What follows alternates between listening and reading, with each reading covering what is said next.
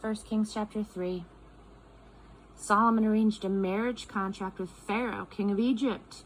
He married Pharaoh's daughter, and he brought her to the city of David until he had completed building his royal palace and God's temple and the wall around Jerusalem. Meanwhile, the people were worshiping at local shrines because at that time, no temple had yet been built to the name of God. Solomon loved God and continued to live in God-honoring ways of David his father, except that he also worshipped at the local shrines, offering sacrifices and burning incense. The king went to Gibeon, the most prestigious of the local shrines, to worship. He sacrificed 1,000 whole burnt offerings on that altar. That night, there in Gibeon, God appeared to Solomon in a dream. God said, "What can I give you? Ask." Solomon said, "You were extravagantly generous in love with David, my father, and he lived faithfully in your presence. His relationships were just and his heart right. And you have persisted in this great and generous love by giving him, and this very day, a son to sit on his throne.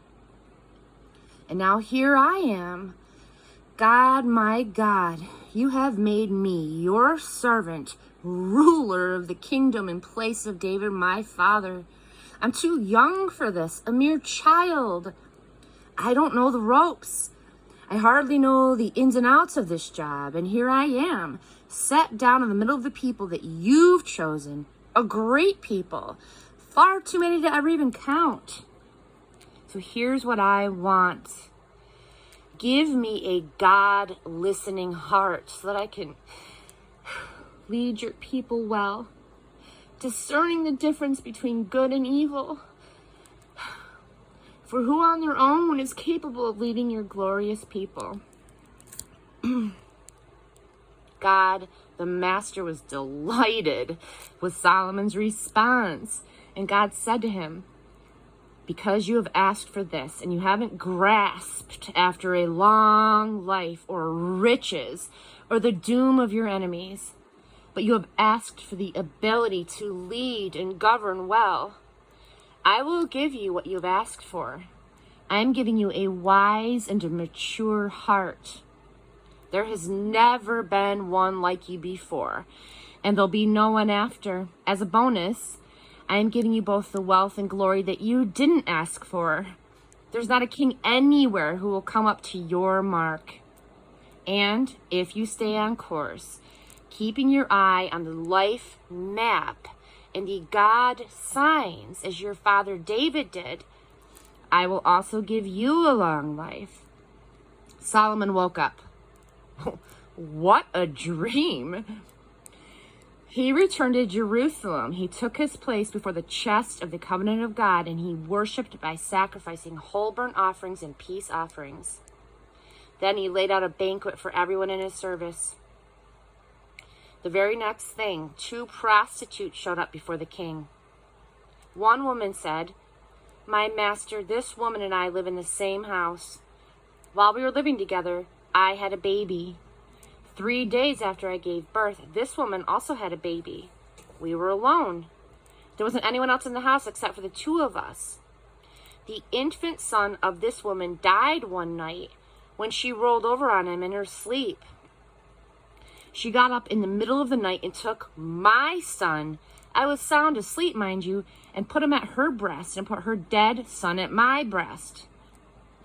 When I got up in the morning to nurse my son, here was this dead baby. But when I looked at him in the morning light, I saw immediately that he wasn't my baby." "Not so," said the other woman. "The living one's mine, the dead one's yours." The first woman countered, "No, your son's the dead one, mine's the living one." They went back and forth this way in front of the king. The king said, "What are we to do?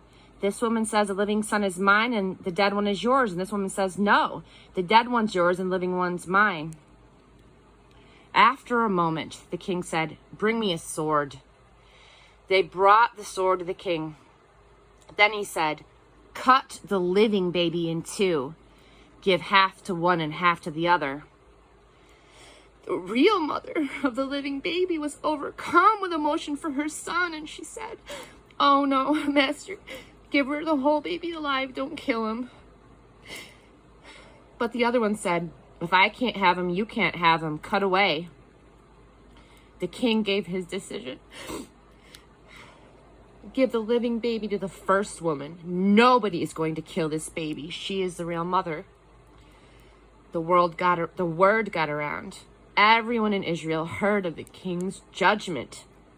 They were all in awe of the king, realizing that it was God's wisdom that enabled him to judge truly.